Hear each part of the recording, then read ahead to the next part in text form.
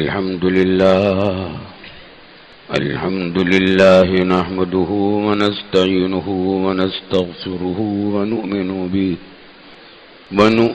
به ونتوكل عليه ونعوذ بالله من شرور أنفسنا ومن سيئات أعمالنا من يهده الله فلا مضل له ومن يضلله فلا هادي له ونشهد أن لا إله إلا الله وحده لا شريك له ونشهد أن سيدنا وسندنا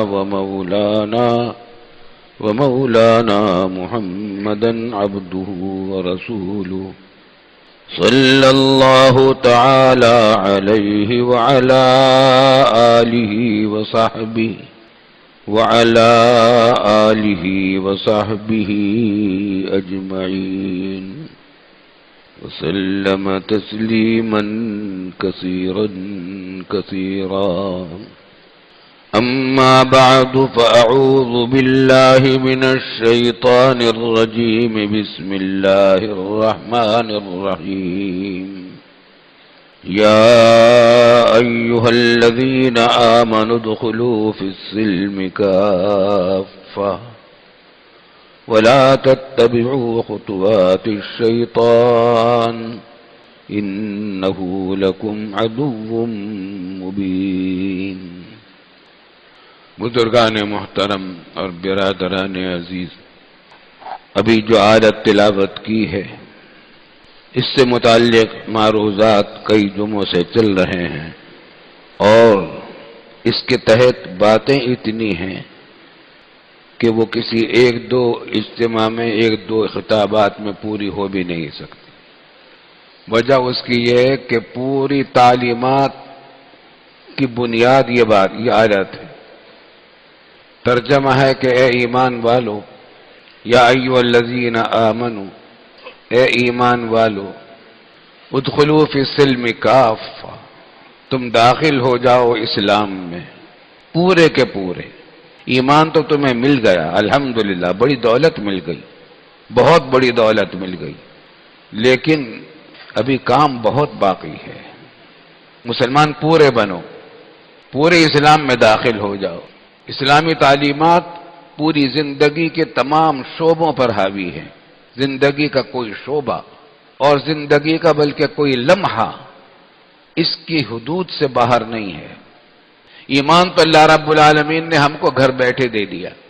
مسلمان گھرانے میں پیدا کیا، مسلمان ماحول میں پیدا کیا. بچپن سے ہی ہمیں ماں باپ نے سکھا دیا. سب سے پہلے جب ہم نے تکلم کیا تو اللہ اللہ بولنا شروع کیا تھا، پھر لا الہ الا اللہ بولنے لگے، پھر کلمہ طیبہ بھی سیکھ لیا، اور دلوں میں بھی اللہ کی توحید، عظمت، اور اس کے رسول کی عظمت اور اس پر ایمان، یہ ہمارا ایمان کا جز بن گیا. ہمیں اس ایمان کے لیے کوئی قربانی نہیں دینی پڑی، کوئی مشقت اٹھانی نہیں پڑی. گھر میں بیٹھے بیٹھے مل گیا، بچپن ہی میں مل گیا. جس طرح کھانے پینے کی چیزیں ماں باپ نے ہمیں فراہم کر دی تھی، اسی طریقے سے یہ بھی ہمیں دے دیا، اور دل میں ایسا راسخ کر دیا کہ الحمدللہ ہمیں فخر ہے کہ ہم اہل ایمان ہیں، مومن ہیں، اللہ پر ایمان رکھنے والے ہیں. لیکن یہ ایمان صحابہ کرام کو کتنا مشکل سے ملا تھا. تصور کیجئے جب رسول اللہ صلی اللہ علیہ وسلم کی بعثت ہوئی ہے، اللہ اکبر، دنیا کا کیا حال تھا، دنیا کا کیا حال تھا.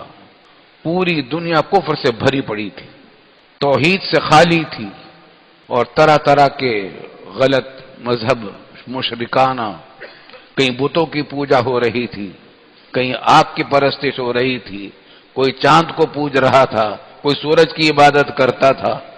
طرح طرح کی جہالتیں پھیلی ہوئی تھی. توحید تقریباً ختم ہو چکی تھی دنیا سے. لیکن رسول اللہ صلی اللہ علیہ وسلم کو بھیجا گیا. جبریل امین نے آ کر پیغام پہنچایا نبوت کا. غار حرا سے اترے، حضرت خدیجہ کو سارا ماجرا سنایا. لمبی تفصیلات ہیں، آپ پڑھ چکے ہوں گے. ابو بکر صدیق مسلمان ہو گئے، حضرت خدیجہ رضی اللہ عنہ، مرد عورتوں میں سب سے پہلے حضرت خدیجہ، مردوں میں سب سے پہلے ابو بکر صدیق رضی اللہ تعالیٰ عنہ مسلمان ہو گئے، پھر علی مرتضی، عثمان فاروق اعظم، علی مرتضی، عثمان غنی، اسلام پھیلنا شروع ہوا۔ ابو ذر غفاری سے پوچھے کہ ایمان کیسا مشکل سے ملا تھا، کیسی لمبی داستان ہے ان کی، کہاں سے آئے تھے، کس کس طریقے سے مصیبتیں جھیل کر مکہ مکرمہ میں 15 دن رات اس طریقے سے گزارے ہیں کہ کوئی کھانے پینے کی چیز کوئی نہیں ملی سوائے زمزم کے، جان بچانا مشکل تھا۔ بلال حبشی سے پوچھے کہ ایمان کس طرح ملتا ہے، کیسا ملا ہے، کیسے کوڑے برسائے گئے ہیں ان کے اوپر، اور جب کوڑے لوگ کہتے، مارنے والے کہتے کہو اللہ کی توحید سے انکار کرو، وہ کہتے احد احد، اللہ ایک ہی ہے، ایک ہی ہے۔ 13 سال مکہ مکرمہ پر گزرے ہیں اہل مکہ مسلمانوں پر، تاجدار دو عالم سرور کونین صلی اللہ علیہ وسلم پر، اس ایمان کی حفاظت کے لیے، مگر ایمان پھیل رہا تھا ان مشقتوں کے باوجود۔ آپ کے اوپر گندگی بھی ڈالی جاتی تھی، آپ کو ستایا جاتا تھا، مجنون کہا گیا، مذاق اڑایا گیا، محاصرہ کیا گیا، ان کا سوشل بائیکاٹ کیا گیا آپ کا اور آپ کے ساتھیوں کا، کیا کچھ نہیں ہوئے مظالم۔ یہ کس کام کے لیے تھے؟ ایمان کے لیے تھے۔ ان سے پوچھو کہ ایمان کتنا، یہ بڑی دولت کس طرح ملتی ہے۔ اللہ رب العالمین نے یہ دولت ہمیں ایمان کی دے دی، اور اب ہمیں خطاب کیا جا رہا ہے، اے ایمان والو، تمہارے پاس ایمان تو مل گیا ہے، تمہیں آسانی سے مل گیا تھا، اب آگے کی بات چلو، ادخلوا فی السلم کافہ۔ سلم کہتے ہیں امن و امان کو بھی اور اسلام کو بھی، اسلام امن و امان ہی ہے، تو تم امن میں داخل ہو جاؤ، مراد اسلام میں داخل ہو جاؤ، لیکن داخل پورے ہو جاؤ، ادھورے نہیں۔ اپنی زندگی کے تمام شعبوں کو اسلام کے حدود کے اندر داخل کر دو۔ میں نے عرض کیا تھا کہ زندگی کے بہت سارے اعمال ہمارے ہیں، اسلام کے 5 بڑے بڑے حصے ہیں۔ ایک سب سے پہلی چیز ایمان ہے، اس کے بعد عبادتیں ہیں، اس کے بعد معاملات ہیں۔ زندگی دنیا میں زندہ رہ نہیں سکتے، اگرچہ دنیا میں بھیجا گیا ہے ہم کو صرف اللہ کی عبادت کے لیے، ما خلقت الجن والانس الا لیعبدون۔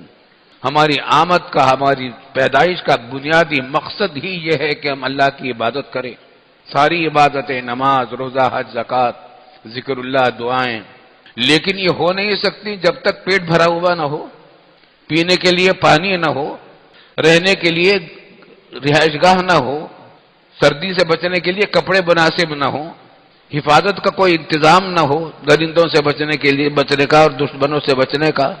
اس کے لیے معاملات کا بہت بڑا میدان ہے، اور حکم دیا گیا کہ ٹھیک ہے مسلمان تو تم ہو، دنیا چھوڑنے کی ہم ترغیب نہیں دیتے، بلکہ کماؤ، طلب کسب الحلال فریضۃ بعد الفریضہ، حلال کماؤ، یہ بھی ایک فریضہ ہے، یہ بھی عبادت ہی کا ایک حصہ سمجھو، کیونکہ عبادتیں موقوف ہے اسی کے اوپر۔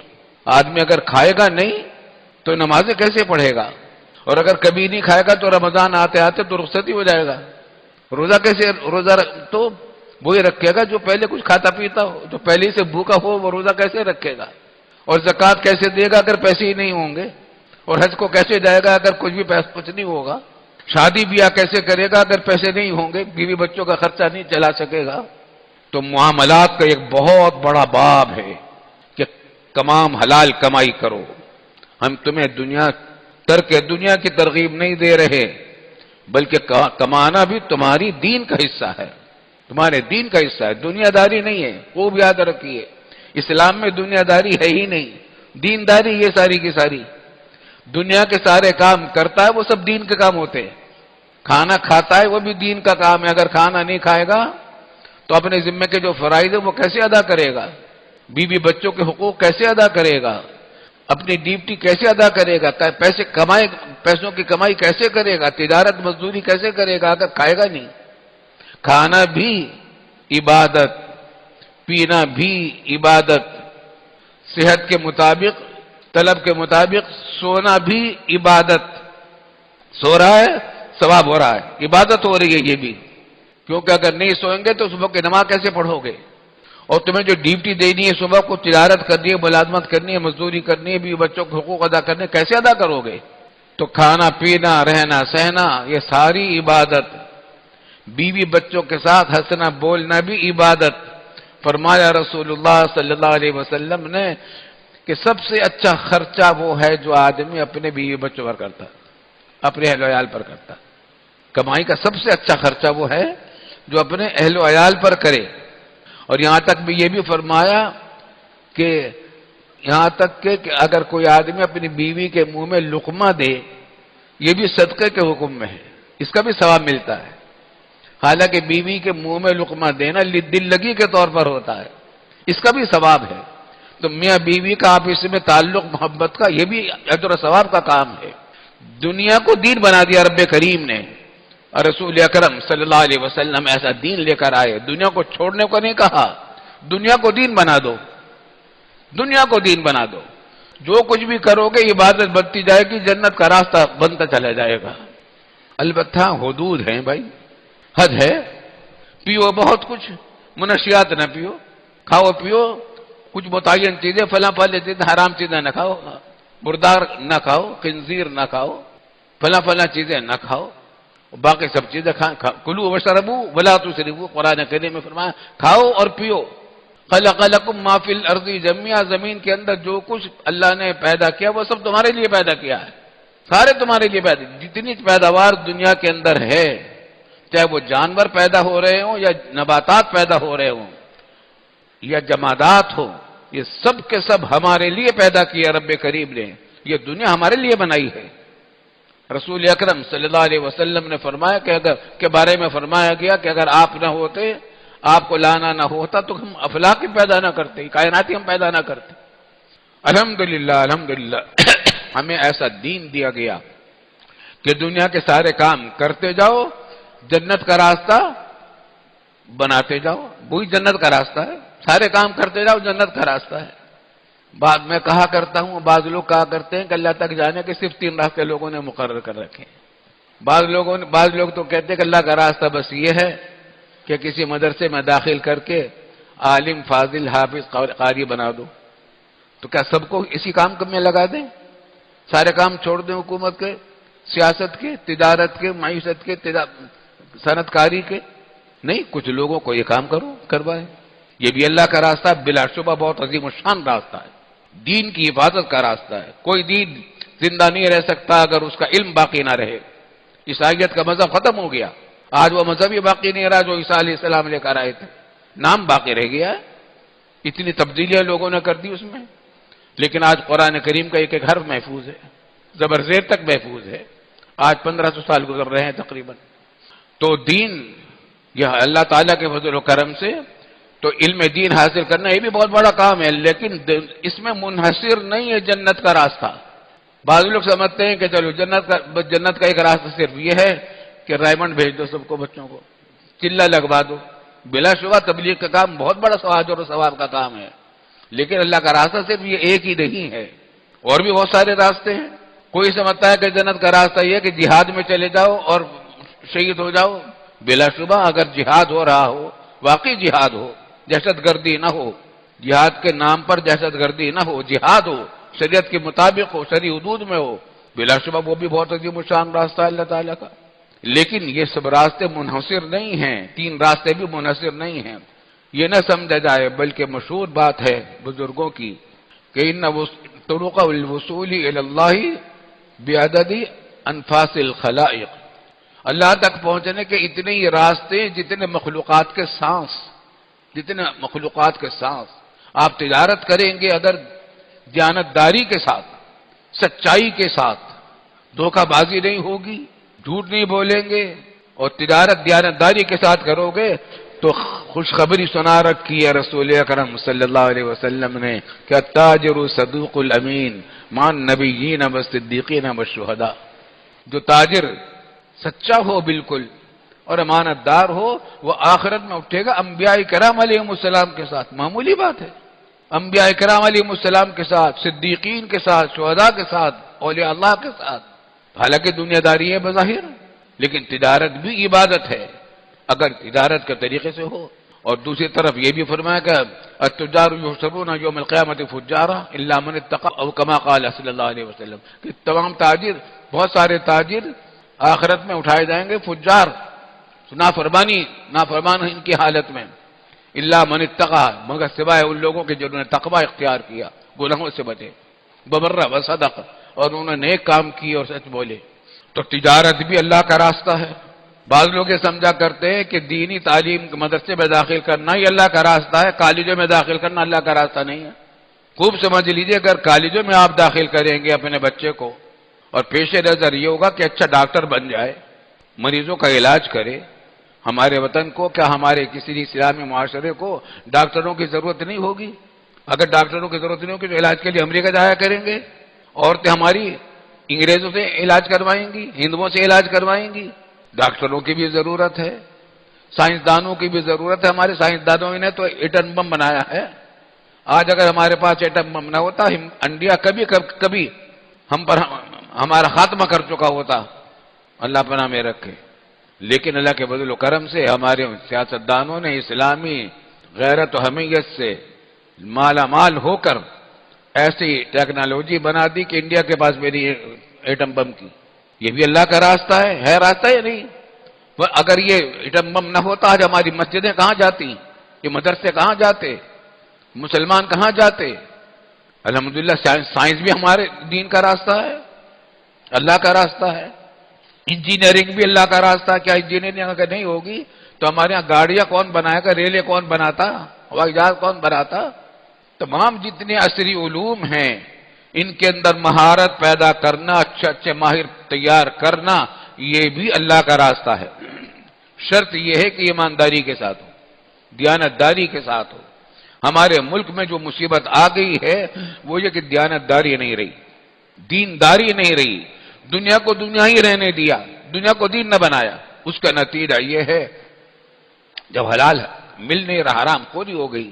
ابھی کل ہی پرسوں کا صدر میں ہمارے صدر پاکستان صدر ممنون صاحب کا بیان تھا، اور جنگ میں سب سے بڑی خبر یہ تھی، صدر ممنون کہہ رہے تھے کہ ہمارے ملک میں اداروں میں حرام خوری کا رواج ہو گیا، حرام خوری ہو رہی ہے تو کوئی ڈیوٹی پوری طرح انجام نہیں دیتا۔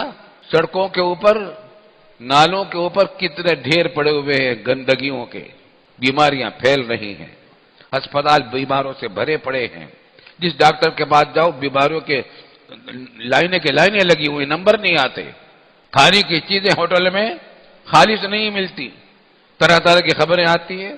گدھے کا گوشت بھی فروخت ہوتا رہا ہے لاہور میں بھی، کراچی میں بھی، اور کھلا کہتا تھا وہ پانچ بکروں میں ایک گدھا بھی ہوتا ہے۔ جب یہ حرام خوری کا مزاج ہو گیا، سرکاری دفاتر میں ڈیوٹی انجام نہیں دی جا رہی، حرام خوری ہو رہی ہے، تنخواہ پوری لے رہے ہیں، ساری سہولتیں حاصل کر رہے ہیں، اپنی ڈیوٹی انجام نہیں دے رہے، حرام کھا رہے ہیں، کام چوری کر رہے ہیں۔ تو یہ جب کام چوری کا رواج ہوگا تو پھر حرام خوری ہوگی تو بیماریاں بھی پھیلیں گی، ساری یہ مصیبت آئیں گی جو ہم پر آئی ہوئی ہیں، اللہ تعالیٰ ہمیں پناہ میں رکھے۔ تو بھائی آج کا پیغام تو بس یہی ہے، اور بات وہی ہے کہ ہم دنیا میں رہنے کے لیے نہیں آئے، گزرگاہ ہے۔ آئے تھے رہنے کے لیے نہیں آئے تھے، رہنے کے واسطے نہیں آئے، سب کو جانا ہے۔ جتنے آئے تھے اب تک سب جا چکے، کتنے جا چکے؟ جتنے آئے تھے سب جا چکے، اب سے 100 سال پہلے تک جتنے آئے تھے سب جا چکے۔ اکا دکا 100 سال کے بعد کے باقی بچے ہم جیسے لوگ، سب جائیں گے، ہمیں بھی جانا ہے، سب کو جانا ہے، کوئی بچے گا نہیں۔ یہ موت کسی کو نہیں چھوڑتی، کسی کو نہیں چھوڑا، کسی نے کو نہیں چھوڑے گی، سب کو لے گی اپنی لپیٹ میں۔ قبر میں سب کو جانا ہے، لیکن اگر قبر میں جانا سرخرو ہو کر جائیں، اس دنیا کو دین بنا کر جائیں تو جنت ہے، جنت المأوا ہے۔ وَلَكُمْ فِيهَا مَا تَشْتَهِي أَنفُسُكُمْ وَلَكُمْ فِيهَا مَا تَدَّعُونَ، وہاں تمہیں وہ تمام چیزیں ملیں گی جس کا تمہارا دل چاہے گا، جو تم چاہو گے، جو تم مانگو گے وہ سب کچھ ملے گا۔ یہاں چھٹی نہیں ہے، وہاں چھٹی ہی چھٹی ہے۔ یہاں ہم امتحان کے لیے آئے ہیں، ڈیوٹی کے لیے آئے ہیں۔ آپ کہاں خانے میں ڈیوٹی کے لیے آئے ہوں تو کہیں گے ہم آرام بھی کریں گے، نہیں چھٹی کریں، چھٹی نہیں، یہاں تو چھٹی نہیں ہے۔ ٹھیک ہے، البتہ ایسی ڈیوٹی ہے کہ سونے کی بھی اجازت ہے، کھانے کی بھی اجازت ہے، کھیلنے کی بھی اجازت ہے، تفریح کی بھی اجازت ہے، شرعی حدود میں کام کرنے کی اجازت ہے، لیکن یہاں چھٹی نہیں ہے، جو کچھ بھی کرنا ہے شریعت کی حدود میں کرنا ہے، شریعت کی حدود میں کرنا ہے، اس کے مطابق کرنا ہے۔ شرعی حدود البتہ یہ بات سمجھ لیجیے، شرعی حدود کیسے معلوم ہوگی؟ اس کے لیے اللہ والوں کے ساتھ رابطہ رکھنا پڑے گا، علماء کے مستند علماء کے ساتھ رابطہ رکھنا پڑے گا، پوچھتے رہیں ان سے، اور ضروری کتابیں چھپ بھی گئی ہیں دینی مسائل کی، نماز کے طریقے، روزے کے طریقے، تجارت کے، زکوٰۃ کے، کاروبار کے، جائز ناجائز کے، ملازمتوں کے، مزدوری کے، سارے مسائل چھپے ہوئے ہیں، ان کا مطالعہ بھی کریں اور بزرگوں سے، علماء سے، مستند علماء سے پوچھتے بھی رہیں، انشاءاللہ بیڑا پار ہے، اور پھر چھٹی ہی چھٹی ملے گی آخرت میں۔ اللہ تعالی ہمیں سب کو جنت میں پہنچا دے، اور بغیر حساب اور عذاب کے پہنچا دے تو کرم ہی کرم ہے۔ اللہم صلی علی سیدنا مولانا محمد